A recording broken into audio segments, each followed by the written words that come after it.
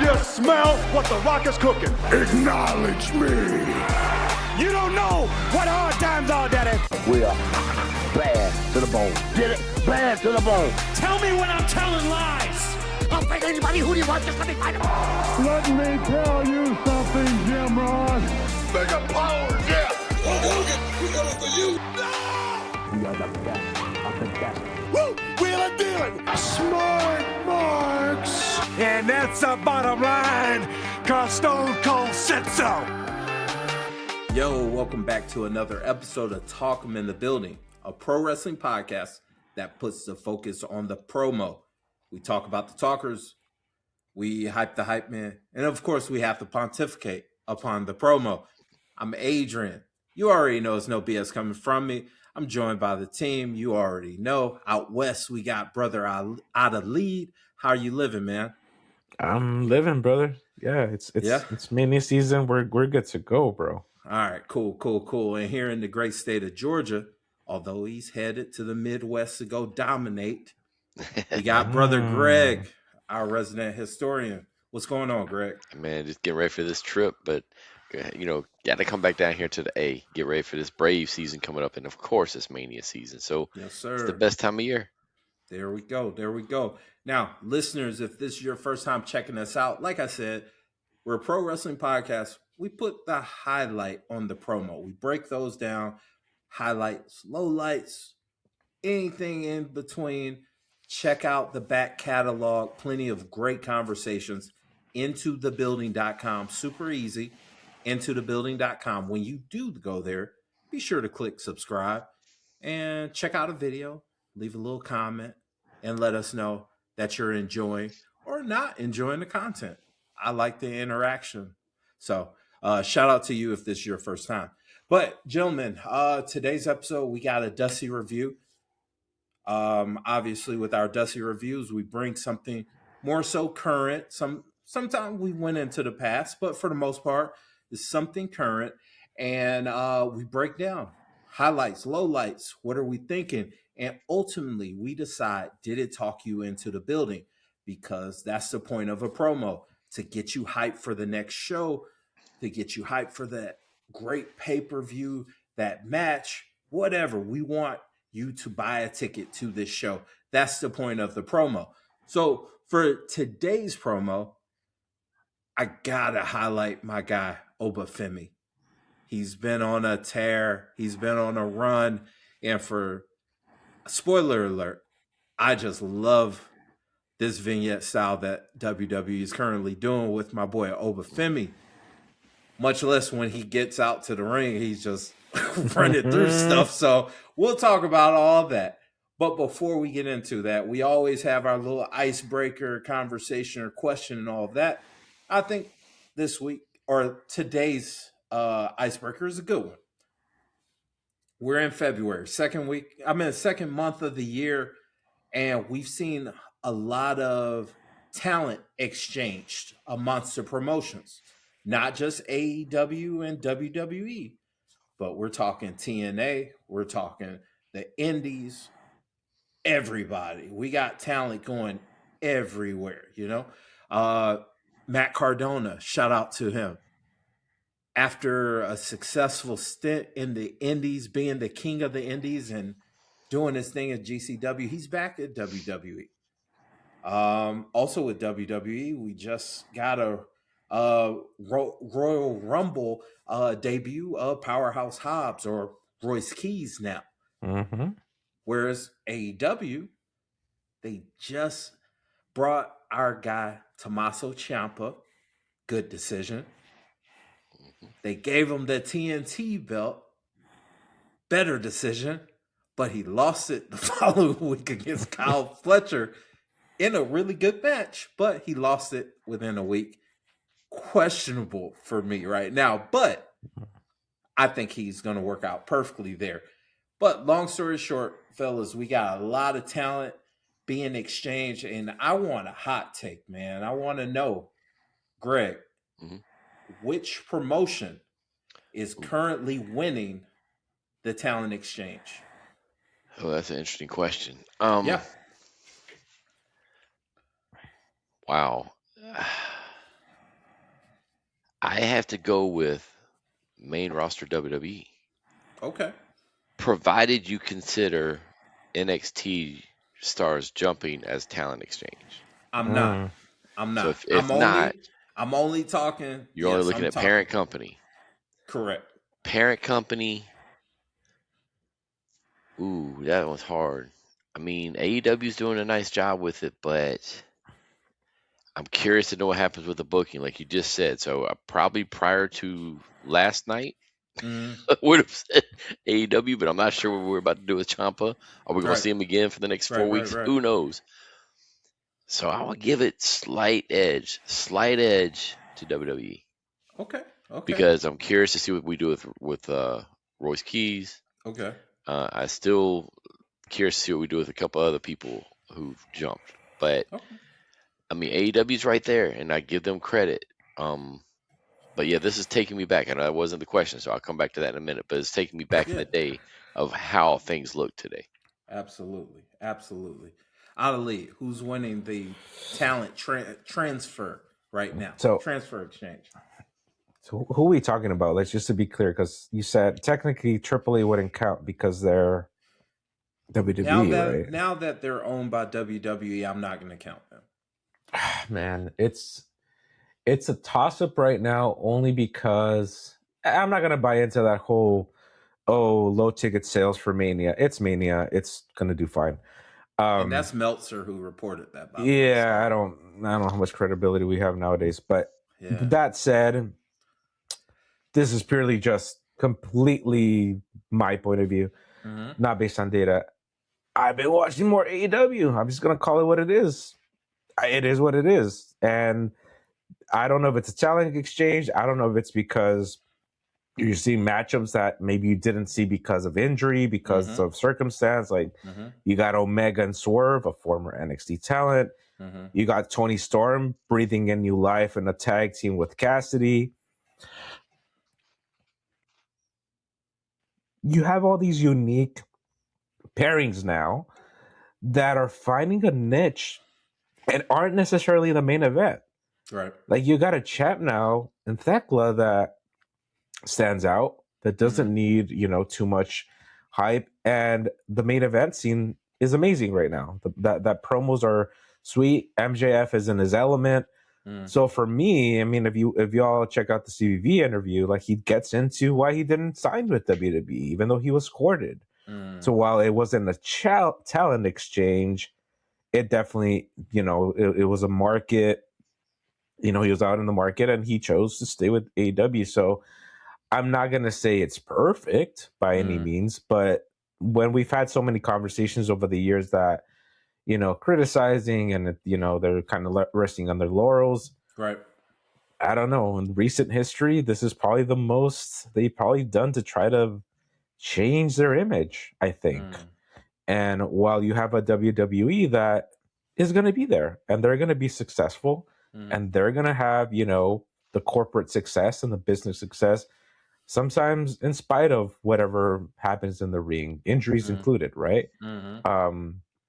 I think right now it's more interesting for me to look outside of there because regardless of the path to Mania, we know what's more or less going to happen at this point, right? I mean, they've already declared the main event, even though the guy's going to defend at the next pay-per-view, and it's a foregone conclusion. So, at least to me, but yeah, I hear both of you. I do think, at least in my opinion, I do think AEW is currently winning when it comes to the talent exchange, and the reason why I say that is kind of a cheat, but I think Tommaso makes a lot more sense at NXT or AEW than he does WWE. And the reason why I feel that way is NXT, the black and gold brand. That character, those motivations, that works more organically with that AEW crowd, that roster, just the whole presentation works better over there at AEW than it ever did on the main roster of WWE. Mm-hmm. It just never really made sense. Like, I know they did the tag team run with DIY and all that, but that never really got over. That never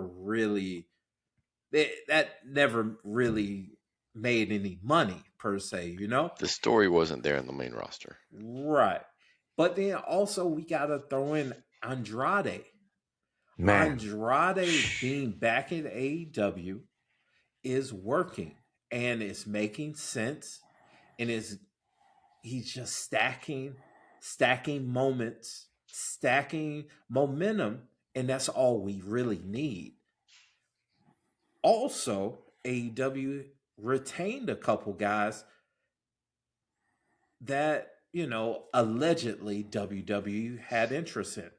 Now, you got to take that with a grain of salt, because a lot of those, well, WWE is in contact with them, comes from someone like Meltzer, who we've seen isn't quite the most accurate. But Private Party coming back to AEW, that's a win for them, because that kind of shoos away the narrative of, as soon as a talent's contract is up, they're hauling ass to WWE, because it's just it's a shit show over at AEW.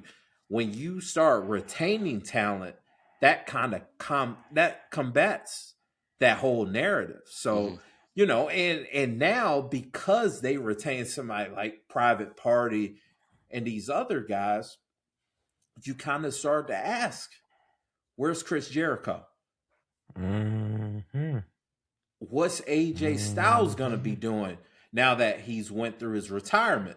Now, I'm not going to add those two gentlemen toward my AEW narrative, but it's a strong possibility that we see Chris Jericho back at AEW, because all the hype and all the rumors have been WWE's in contact. They want Chris Jericho, da-da-da. We're hearing that from this, let's go ahead and say it, unreliable source that is quite buddy with AEW. So maybe they're trying to take back control of certain narratives about people wanting to leave this company and pump up their company at the same time. I don't have any problem with it. Whatever, propaganda is propaganda, you know? But in terms of my question to y'all that I presented, what promotion is currently winning the talent exchange right now? I have to say it's AEW. So let me ask you a question. Where do you put TNA? Because depending on how far back we go, you talk about retaining talent. You talk about and this is not argument against AEW at all. This No, is just for sure. saying Kazarian, Santana. I'm more so leaning toward like recent, like this year, maybe the end of 2025. That's the reason why I threw Cardona into WWE. Okay. The only reason why I would push back on the Royce Keys move with WWE, while it makes sense, his debut didn't make sense for me. And the only reason why I say that, yes, it was in Saudi Arabia. They were popping for the well-established guys. We all know that. It is what it is. That's how international crowds do. But I think WWE had the foregone conclusion or thought that more people watched AEW to actually know who Powerhouse Hobbs was. Because I have that feeling that a lot of people didn't know who the hell he was. He was just a big dude, but who the hell is this dude? You know what I'm saying? Like, I kind of think the decision to debut him the Royal Rumble did less favors for him, even though the presentation was cool and they made him look like he was a big acquisition and all that. I just don't think long term that I don't know. I'm kind of questioning myself because I don't know if he's on the main roster. I kind of hope he's not because I want him to set foot and establish himself through the NXT chamber right now because we've seen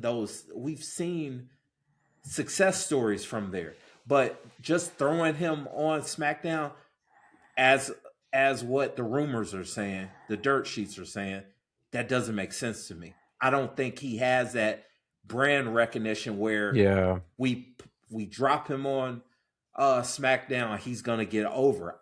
Why? A majority of WWE fans don't know anything about AEW. No, that's just statistically true. Like it or hate what I just finished saying, that's just the truth. I don't know. I mean, at the end of the day, more AEW fans know WWE than vice versa. Correct. And that's okay. Being said, that's the reason why I feel that way. But see, I feel like they did it right because putting him on Rumble. Okay. More AEW fans are watching Rumble than may watch a SmackDown or may watch a Raw. And we get out of the way. This was Powerhouse Hobbs. Now he's Royce Keys. We've killed off the AEW stuff, right? Boom, here's his name. We blow it up. Boom, here's Royce Keys. Now when we introduce him on our regular TV program, assuming it's Raw or SmackDown, he's Royce Keys. We've already blown that out. Michael Cole did a great job of putting him over. Hey, this dude has been one of the top stars in the last few years. All that kind of stuff. I think they did a good job with it and I've heard the narrative. They did it in Saudi Arabia. They didn't get the pop. I don't think they were looking for the pop from the crowd. Yeah. They were looking for the pop from home. And they wanted that buzz. And there was always the rumors there already. So it's like, let's get this out of the way. Let's do it. And he had a nice showing in the Rumble. He did. Do it also gives him a good test on the main roster right now. All depends on creative, but I say no. I say no from the standpoint because because he's a big dude. Yeah. So you just brought Oba up, and for me, limit that. You know what I mean? Limit the big dude that comes in and just dominates. Yeah.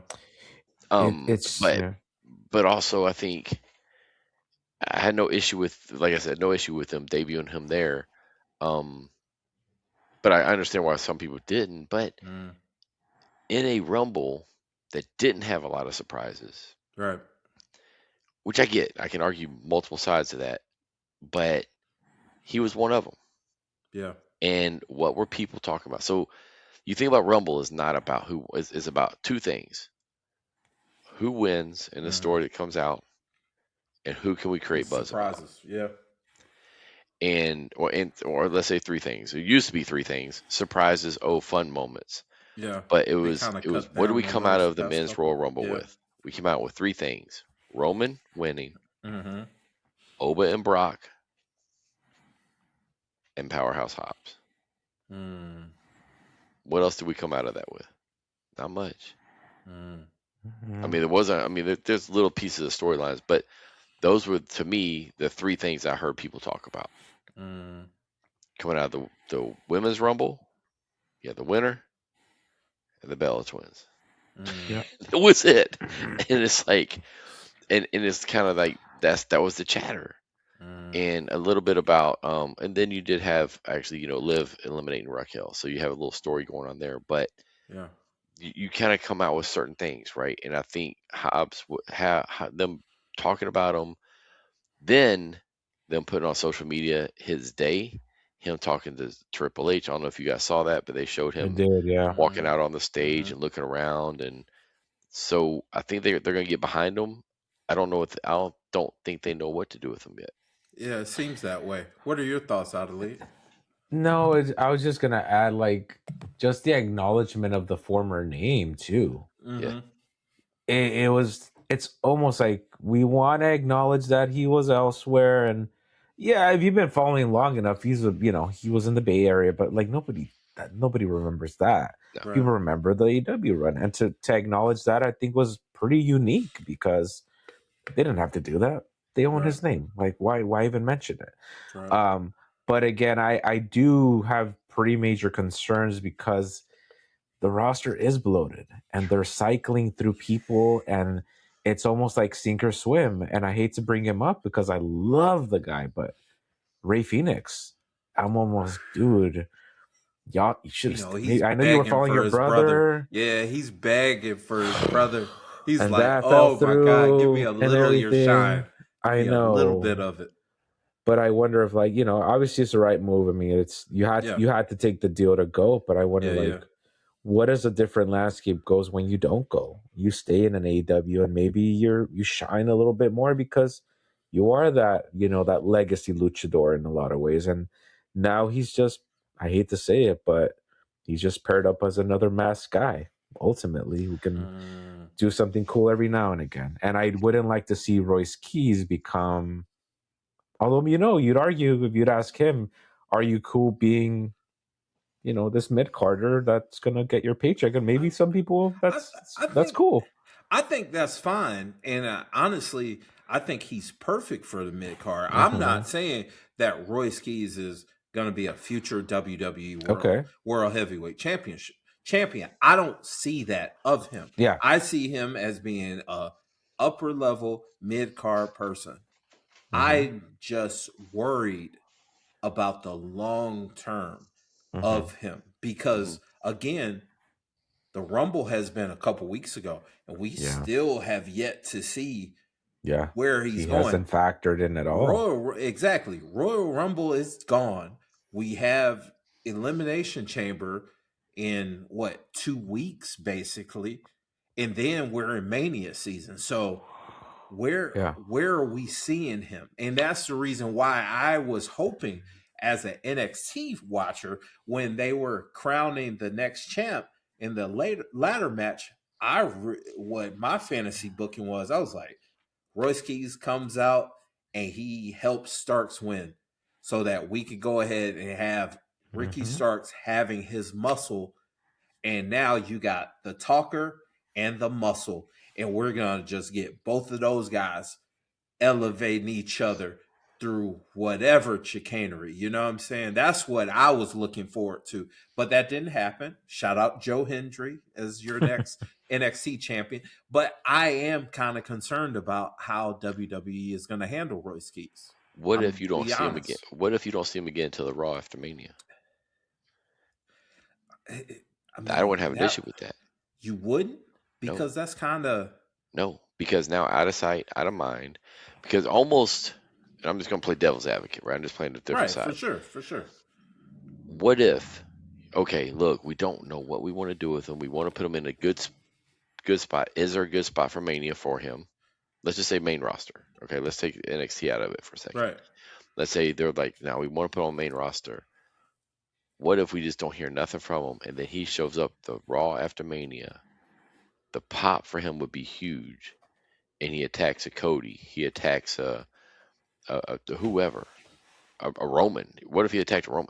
What if they put him in a huge storyline? It doesn't have to be those two. It could be be whoever. Yeah. But a huge storyline. The place would lose their minds because again, the AEW fans are the ones going to Mania, and the ones going to definitely the ones going to Raw after Mania. I say they're AEW fans, the ones who are watching AEW, right? So I would have an issue with that. Absence is not a bad thing. We've introduced them. You get a little bit of buzz. They did it with Jade. Yeah, I was gonna say they've done it with, and the AEW did it with Mercedes, right? Yeah. You just sat. And then you build anticipation. I would rather them build anticipation with a plan after Mania than rush him into a crap Mania spot. I agree on that end, but I do question. That's an extended amount of time of us not seeing you. Like you all just finished saying, after the Royal Rumble, there were multiple clips of backstage of him interacting with guys, him putting over Cody as one of the most stand-up humans that he's ever interacted with. Like those kind of clips, those don't extend past April, in my opinion. I mean, Like that's I fair. don't think those kind of clips have the legs for a buzz for a character or a performer unless it's somebody like a Kenny Omega, in my opinion. Like someone Right. with like, man, this was a major move. I don't see that of him. And I just question. Mm. I have faith. I hope that they handle him right because I was a fan of Powerhouse Hobbs and I was always cheering for him at AEW. And I was very excited for him to sign with WWE because I was like, man, this is perfect.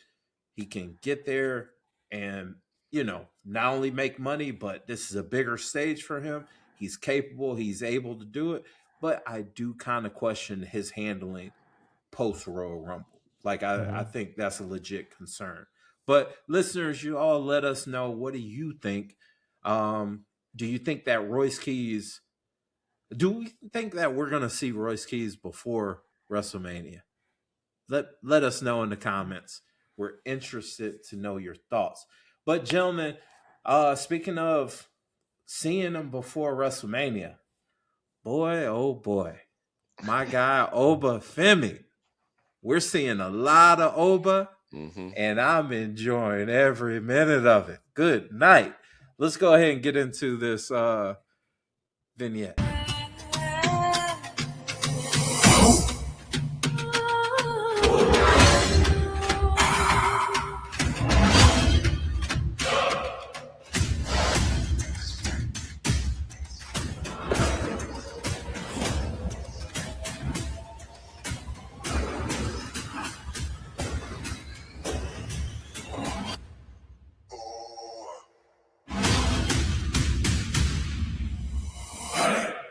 Good night. Now, anyone that knows me personally, or hell, if you follow the podcast, you know that I'm a diehard Georgia Bulldog fan, but damn it, Greg, roll Tide. That's what I'm gonna say. Can't say it though. I can't say it. I'm gonna say roll. Oba makes me say roll damn Tide because good night. Now, let's go ahead and get into this vignette. And and that's the first thing that I have to say. I love that WWE has gotten more into the vignettes as of late. The past couple years, I think more so under the Triple H reign, we've gotten more of these vignettes. And it just gives me that old school fan feel of this guy coming soon, and that kind of energy. Like you're like, oh my god, who is this? Adelie, what are your thoughts initially about the presentation thus far of Oba Femi? The theming is key here, right? It takes me back to like the early 90s. We harp so much and almost criticize, back in the day they do the character and but it was something unique because every wrestler had their logo, their own font, their own color scheme. Here you have a signature glow. And if you saw that War Raiders match, what did they snap to at the end? That aura, that blue glow, and they're following through with it. And I can see this very short promo, very social media friendly promo. 100%. If late night talk shows exist in a few years, I can see him getting introduced on the Tonight Show, and they're gonna play this to intro him, and he's gonna come out or on the local news. And oh gosh, I'm gonna be so happy because I hate the local news that you guys look smaller nowadays. What happened?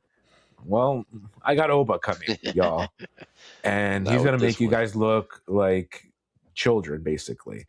Yeah. That's the power, and beautifully done because not a word said. Right. It's all music, it's all effects, and it's all the lighting presentation.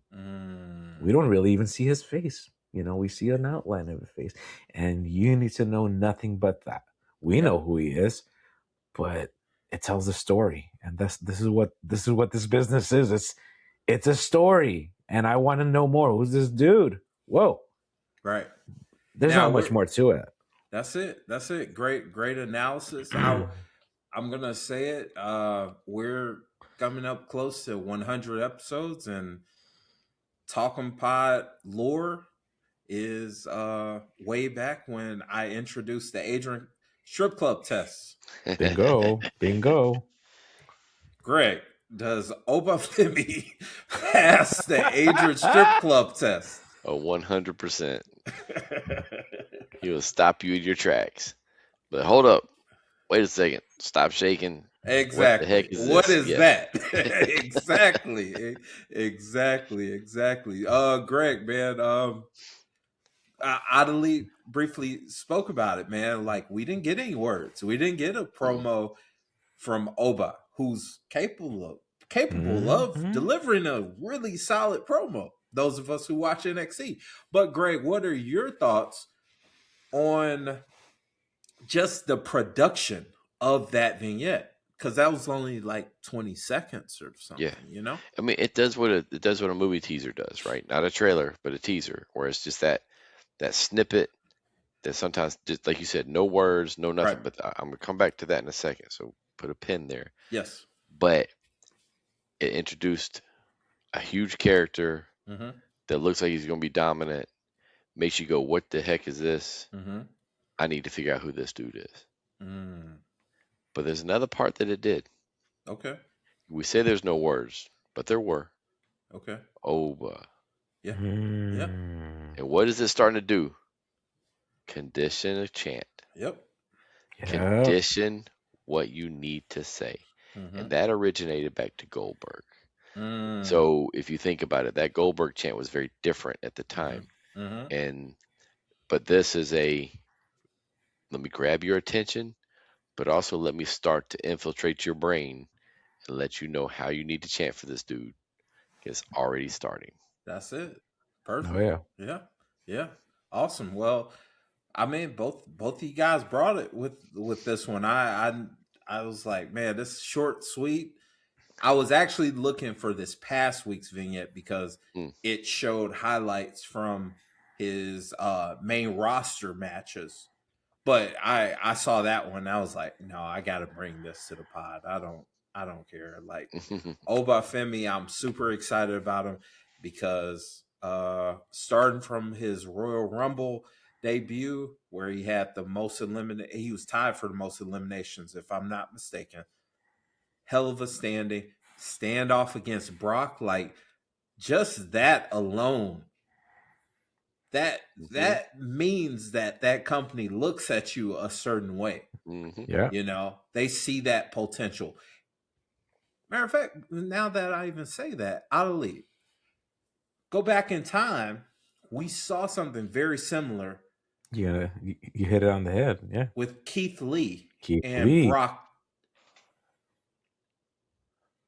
Why will Oba be different than Keith Lee in WWE?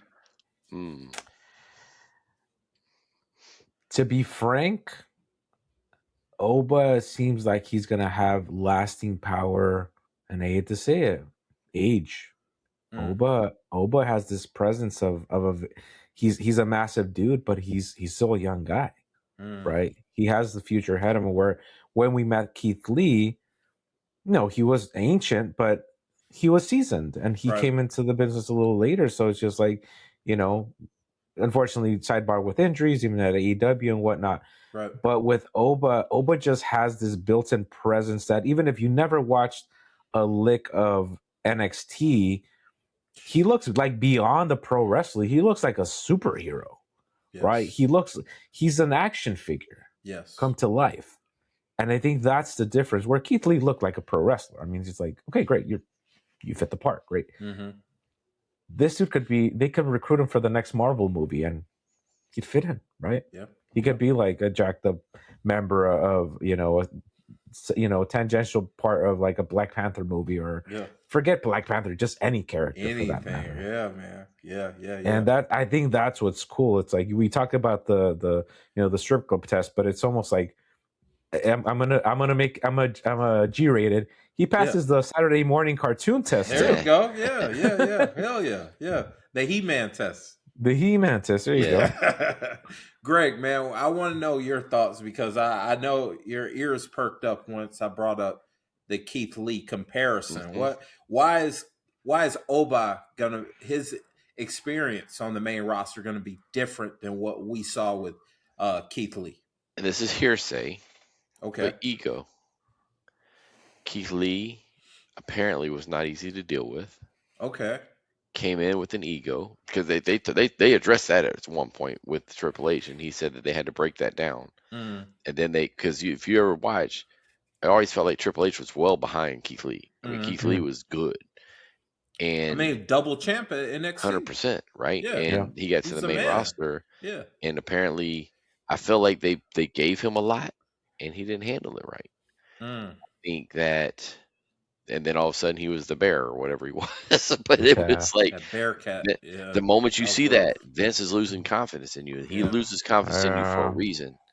And it's not normally because it's either you screwed up in the ring, but you can get past that faster with Vince than behind the scenes ego, I think. And that's what we all heard, is that he had backstage issues. And I think another product is Oba is company built. Yes. And Keith Lee was not, and he came in with, I'm the best big man in the business. Arguably he was. So don't get it twisted. Man, he was impressive. Right? He was 100%. And I love Keith Lee. I was like, absolutely. But then you start hearing those things behind the stage, and like, you know what? That'll stop a push faster than anything else. And I think that's what changes Oba, because I think you made a good point. We almost got that with Keith Lee and Brock. They teased it.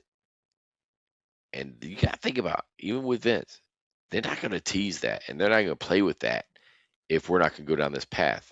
Brock doesn't put over everybody. 100%, right? But when he does. But and the thing, and he's going to approve it. And the thing is, if he's going to give it to you, you better take that ball and you better run with it. And I feel like Keith Lee didn't. And then all of a sudden they pivoted. And you saw it with like Gunther, they kind of teased that one a little bit, and you see where they've gone with him. Whether they did the stuff with Brock or not doesn't matter. It's the fact that they're like, okay, you got this. Yeah. And I feel like Oba, okay, let's see what we're gonna do. But again, I think that he does have that advantage of being homegrown. Yeah. And the NIL, the next in line from college, makes a big difference. Yeah.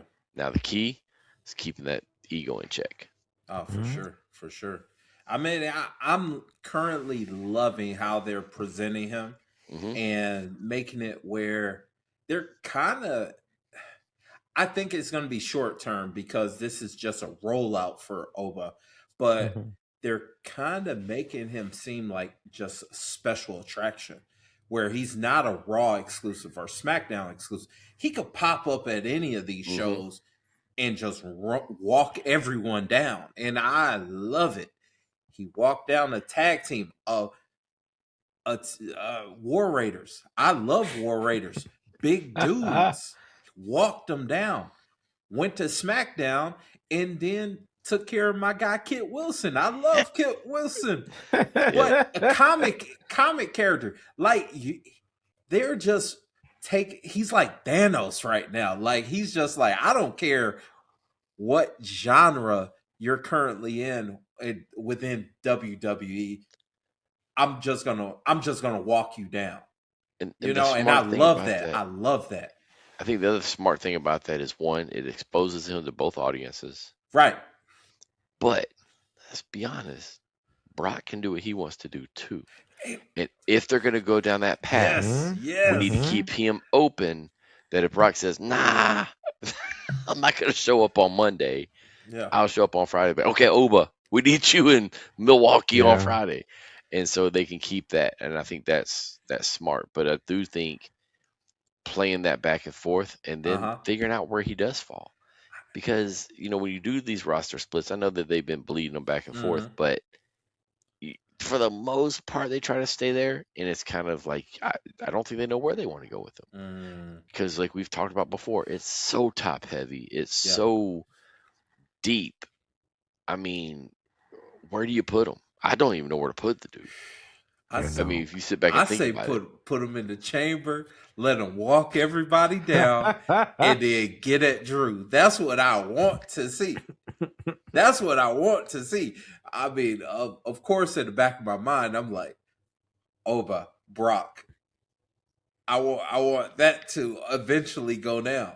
I want to be selfish and say I want that for WrestleMania, but let's go ahead and see that down the line. But I want to see Oba walk everyone down to the Elimination Chamber, and it's just like, what the fuck? Why did we even put him in this? You want to see him go? Also, I'm not locked in here with you. Y'all are locked in here with me, like that kind of stuff. Rorschach, exactly right. That's what I want to see. I want to see that, man. I want to see that. I mean, what I think they should do. Well, first off, you want to see him go straight Shayna Baszler in that yes chamber. Yes. But what I would almost like to see happen is in the chamber, him and Brock be in the chamber. Jesus Christ. And then, I feel bad for the others, man. No, to have them go at it and have it to the point that they fight through the cage and it falls. We've never seen chamber cage fall. So we've seen others fall. Oh, that would be nuts. And they just that's fight. their elimination, right? Right. But the thing about that is that keeps them both in their own little area over here. And it keeps them away from the title. Because right now, if you went down that path with Oba, man, that's where you gotta be careful, right? Does he turn into the other the Goldberg who now holds you up for money and all that kind of stuff, right? So you gotta be careful with that stuff. Plus, you got so many other superstars, and WWE is a different world. I mean, you put that title on somebody, they gotta deliver, man. They gotta deliver, not just in the ring. You gotta do all this other stuff outside the ring.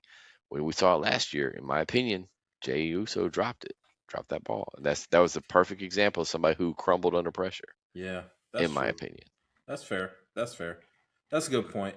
But gentlemen, this has been a great conversation, but normally with our reviews, we try to keep it short. So my bad for being so excited for Oba Femi. Anytime I see Oba, I'm just like, oh yeah, let's get it. But gentlemen, like we said, this is our Dusty review. So listeners, we go from a scale 1 to 5 Dusties. 1 being, you should have kept that. 5, must-see television. Greg, what ultimately did that vignette talk you into the building? And on a scale of 1 to 5 Dusties, how much are you giving Oba Femi and WWE? So, looking at that in a vacuum, right? Yes. We're only looking at that. We're not going to look at the Cody match. Not the matches. Not right. Yeah. Just that promo. I give it a 5 because I love vignettes. So I'm very biased towards vignettes. Very well done. Passes the strip club test. That's it. And talks you into the building or onto the TV to say, dude, I need to see this dude. And I think this, to me, out of 5 Dusties, is 5. Nice. Just, everything around it was just perfect. Got a lead. Yeah, man. I really want to hear your scores now. Oh, everybody.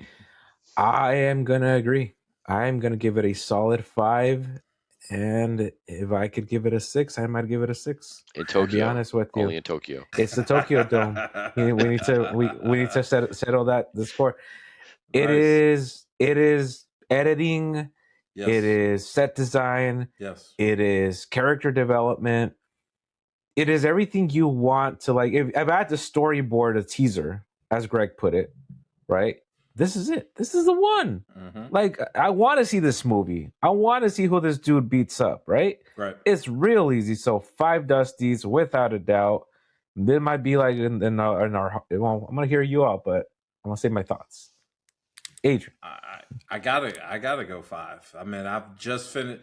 The start of this episode, you knew that I was bringing 5 Dusties to this, man. You kidding me? Like you said, perfect production. You're talking in a matter of 20 seconds.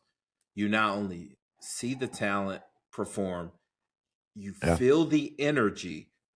When it comes to the music, we're hearing them saying his name in an intense, an intense emotion. to the point where you're like, it grabs your attention.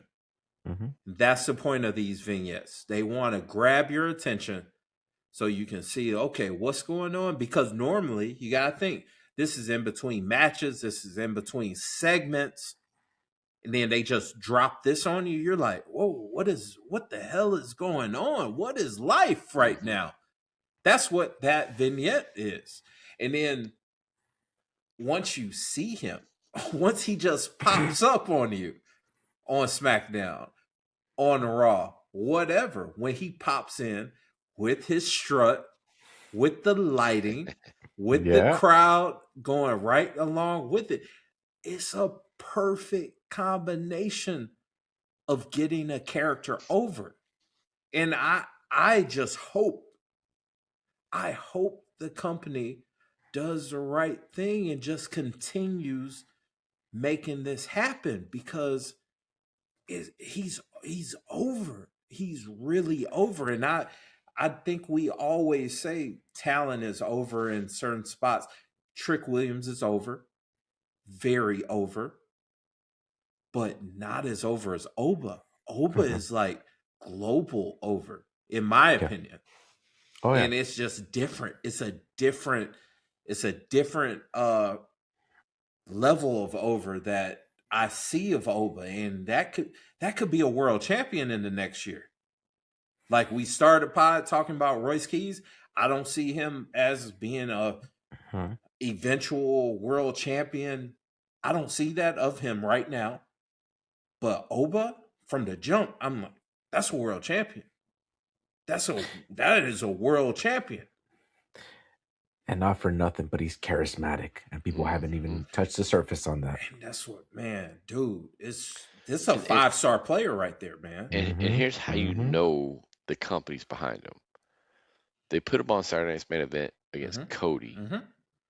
He got 80% of that match. Yeah, Cody was selling his ass off. He did not lose the NXT Championship.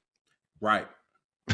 So, I mean, this is when you know Hunter and team are behind him, because they have protected him in every way. That's it. And I can't think of anybody that they've protected like that in a long time. It's been a while, man. It's been a while. But listeners, let us know what you think.